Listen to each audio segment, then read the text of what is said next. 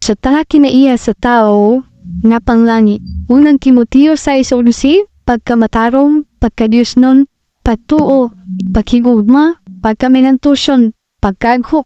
Galacia 5:22-23, kalipay, kalinaw, pailog, pagkamapangurol, pagkamaayo, pagkamatinumanon, kaghok, pagpugong sa kaugalingon.